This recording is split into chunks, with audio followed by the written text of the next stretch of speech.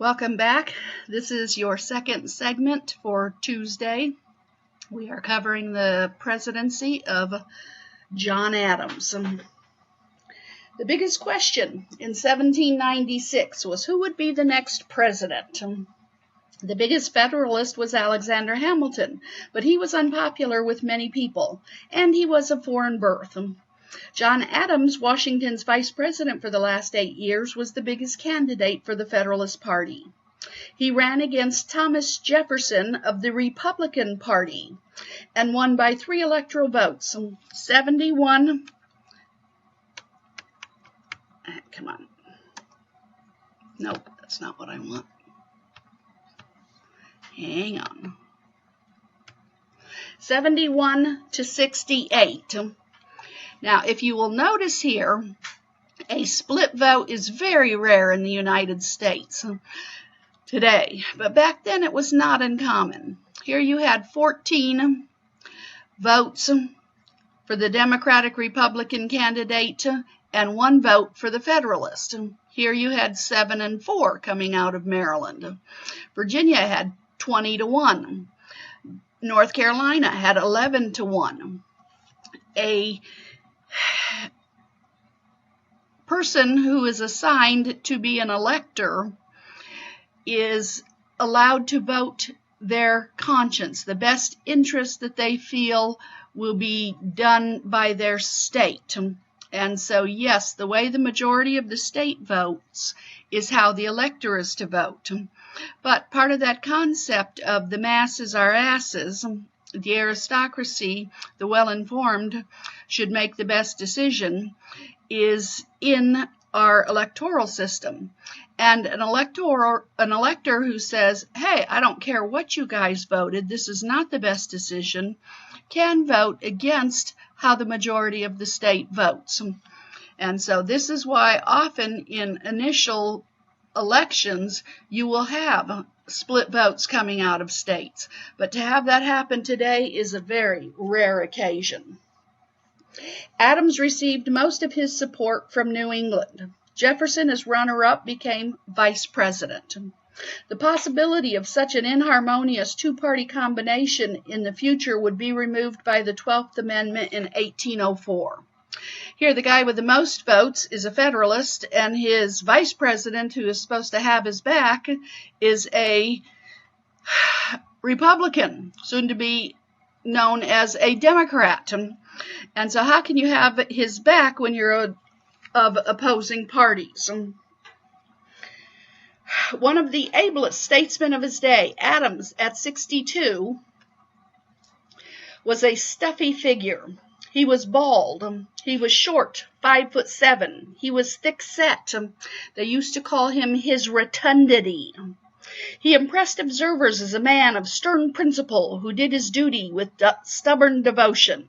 Though learned and upright, he was a tactless, intellectual aristocrat with no appeal to the masses and no desire to cultivate any. Many citizens regarded him with respectful irritation. I love that, respectful irritation. Did you have to respect the guy? Yes, he was brilliant in statescraft.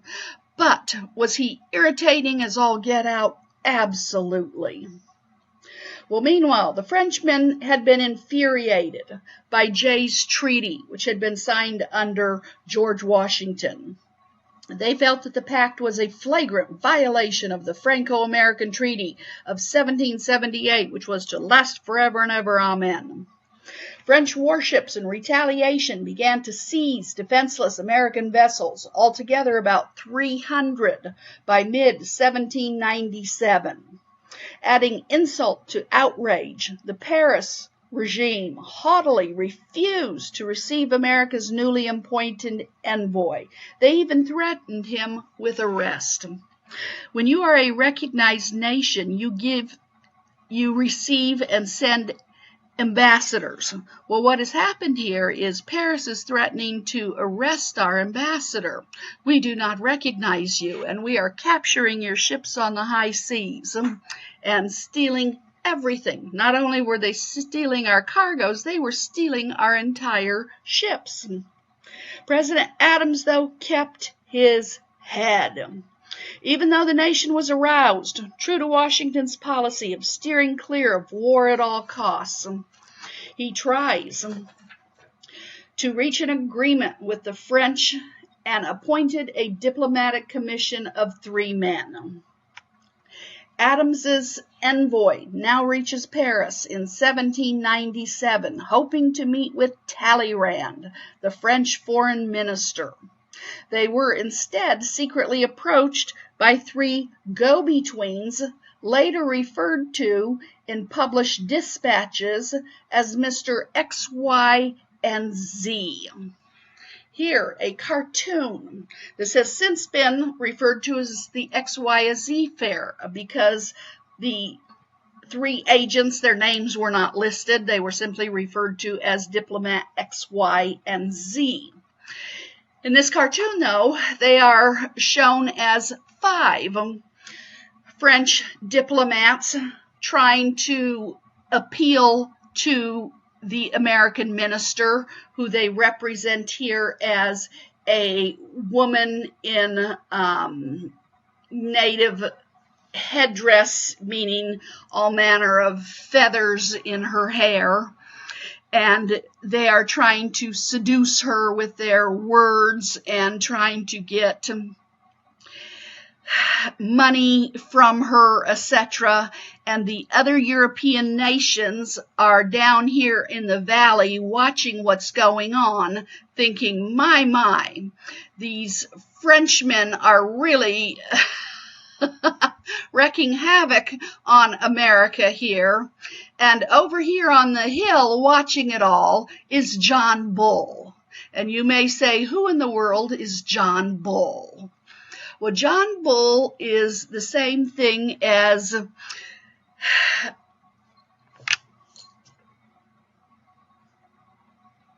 senior moment here.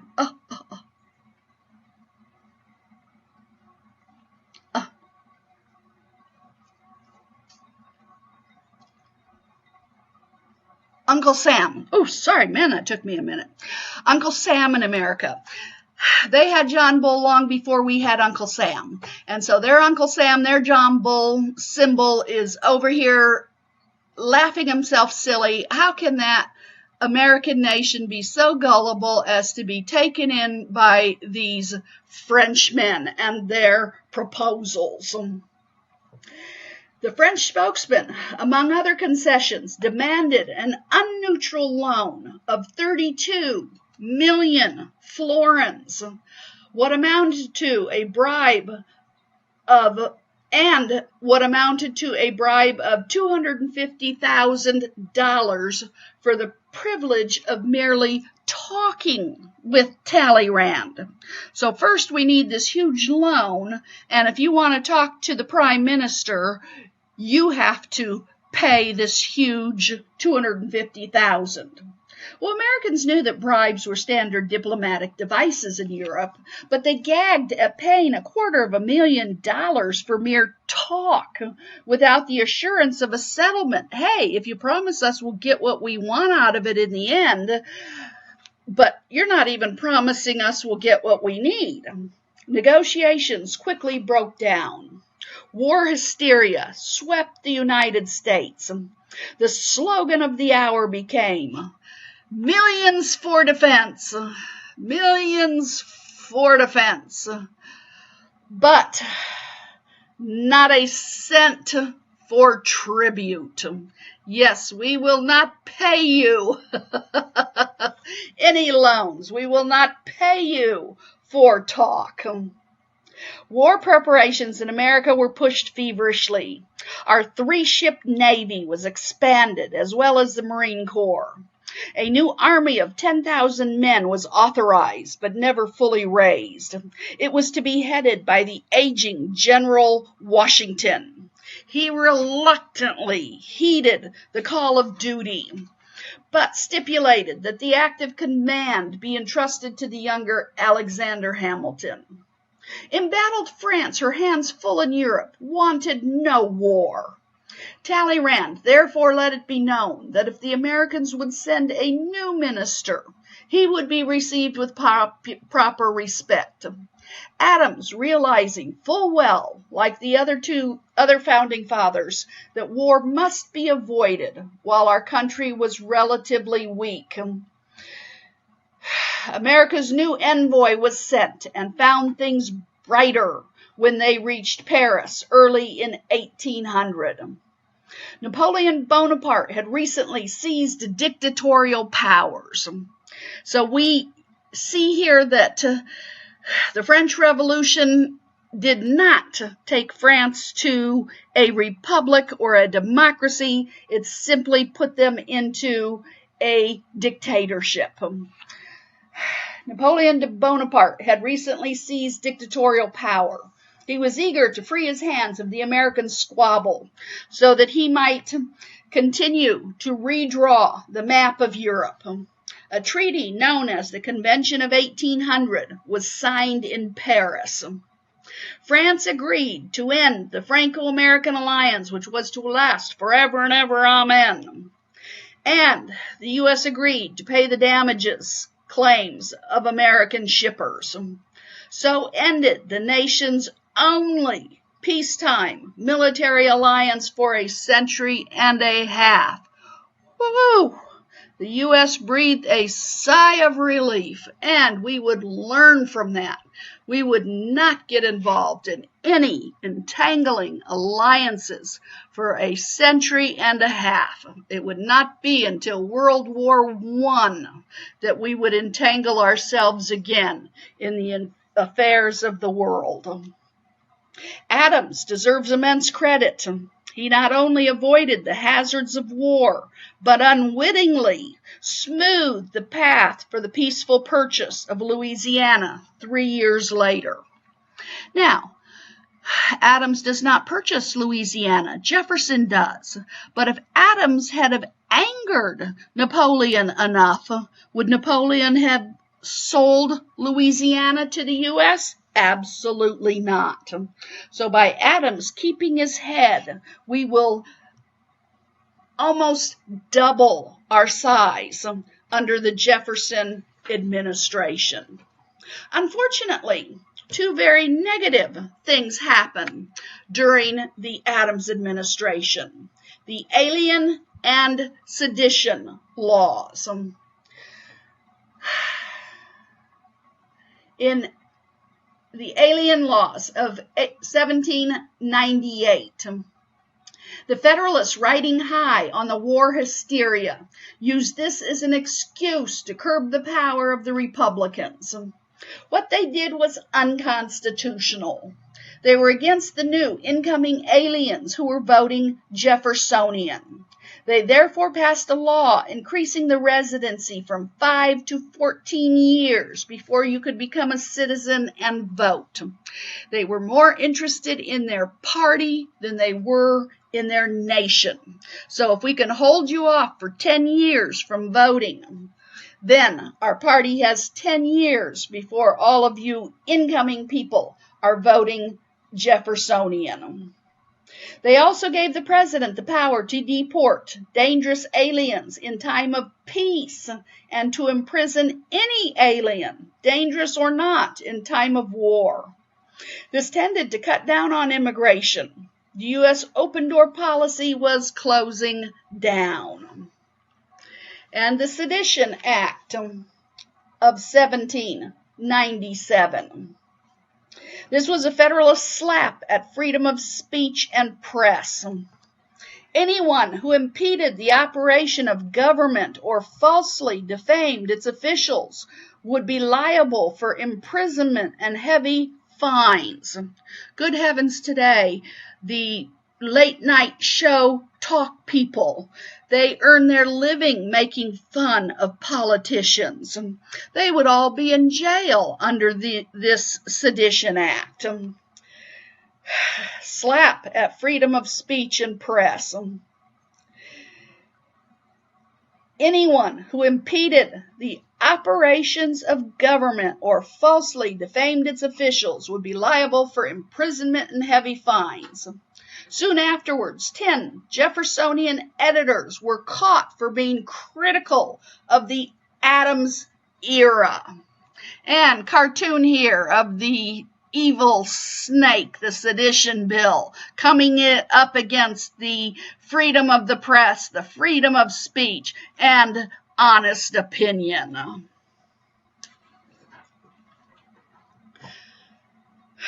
Congressman Matthew Lyon, nickname of Spitting Lion. He had gained this fame for spitting in the face of a Federalist. He was sentenced to 4 months in jail for writing this one sentence about President Adams. His unbounded thirst for ridiculous pomp, foolish adulation, and selfish avarice. I'm going to read you a little excerpt here. It's really funny, so I want you to put your mindset in funny.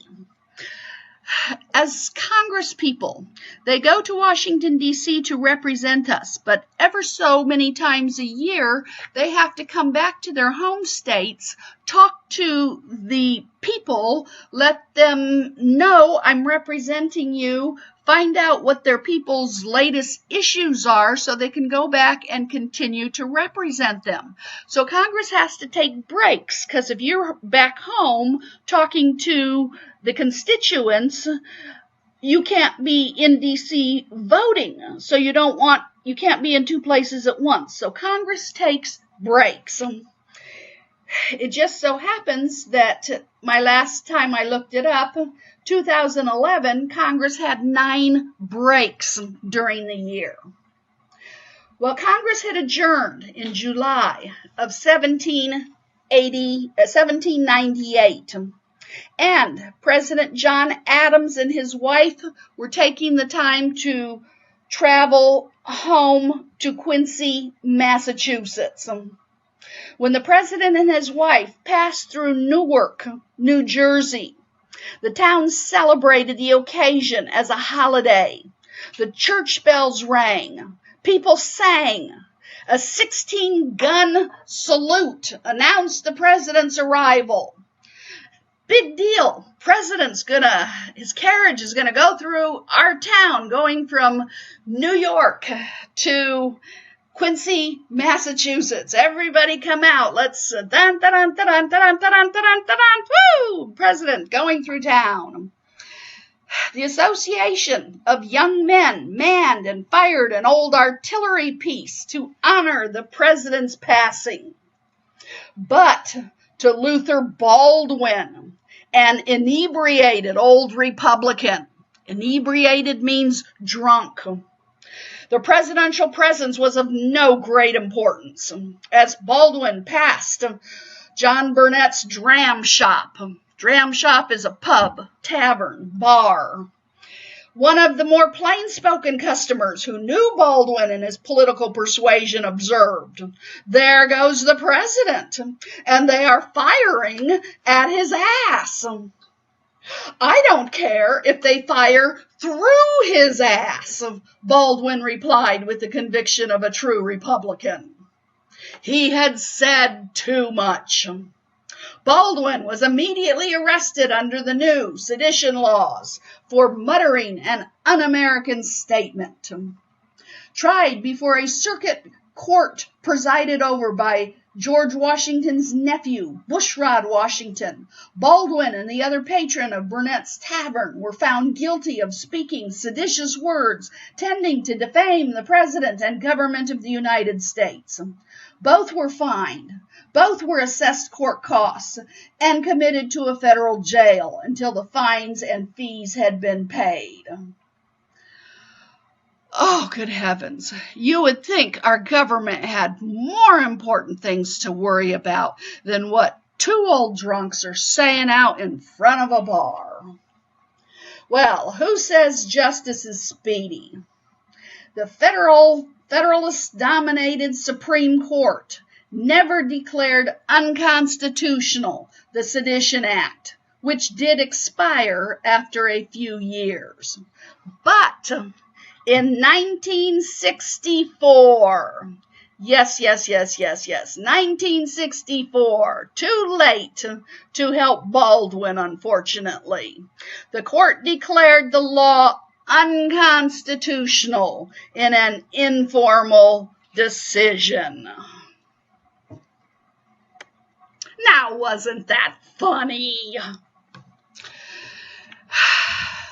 Little side note, some of the convictions under the sedition laws. 25 were tried. 10 had convictions. Of course, Luther Baldwin was arrested. David Brown erected a sign that criticized the president. He was jailed for 18 months and had a $4,000 bail. Matthew Lyon, who was referred to earlier, known as Spitting Lion, because he had spit in the face of a Federalist. Now, to be quite honest here, I am not sure which one is Spitting Lion. They got two dudes here fighting each other, but Matthew Lyon, who was a sitting congressman for Vermont, won re-election in the 6th Congress from his jail cell. And because this is a Federalist administration that passed this sedition law, they spared no wrath in adjudicating these cases. Yes, how dare you criticize the government? And please go on to D2L and read John Adams, the man, his biography. His wife, Abigail Adams. Much of their married life was spent apart. He was very busy his whole life in politics, and she stayed home in Quincy, Massachusetts, and raised the family.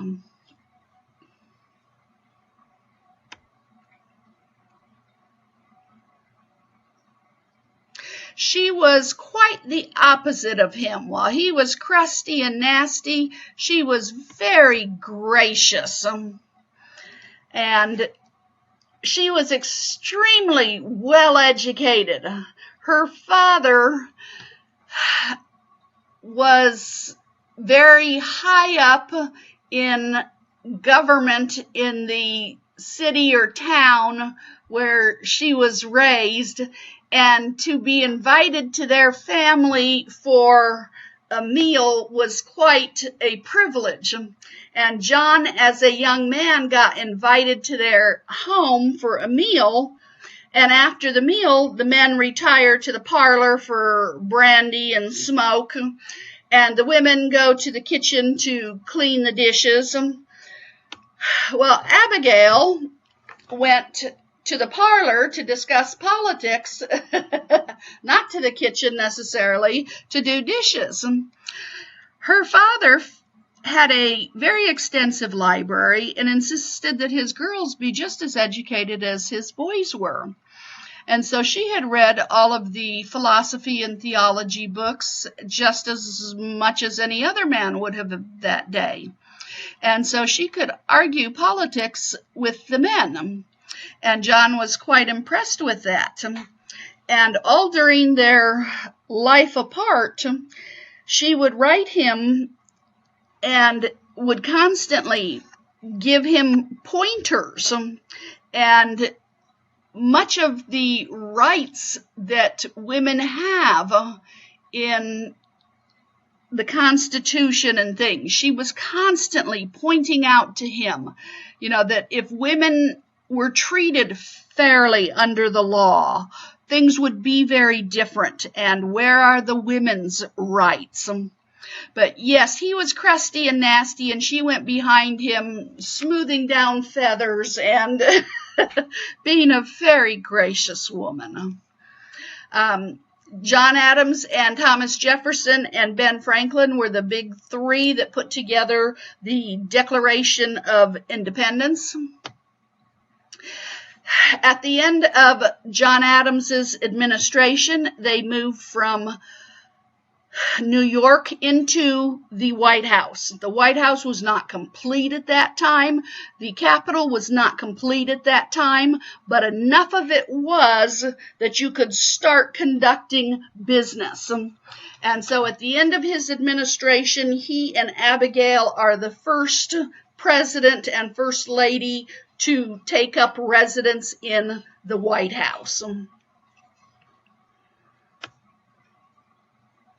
And some stamps of John Adams and Abigail.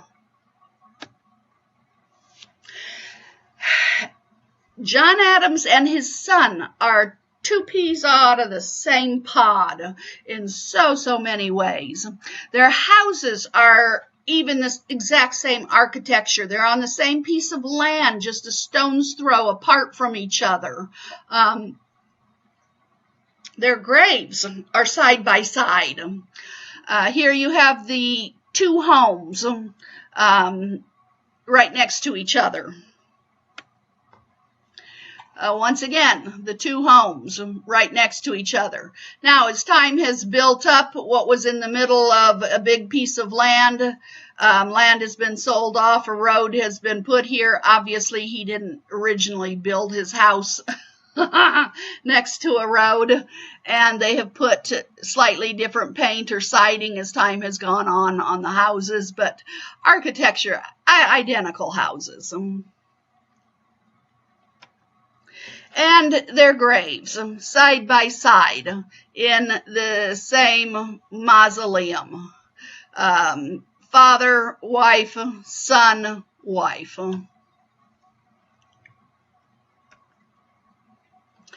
Washington, D.C., being laid out at this time. It was George Washington's choice to put it here in Virginia off the banks of the Potomac River. And here is the Capitol, here is the Capitol, Washington Mall. L'Enfant was the man who did all of the designing, laying out, planning of everything. Architect. And we have today a very, very beautiful Capitol. Supreme Court building and White House. The White House has grown over time. And during the Truman administration, it was, it will be completely burned to the ground under Madison's administration very shortly here.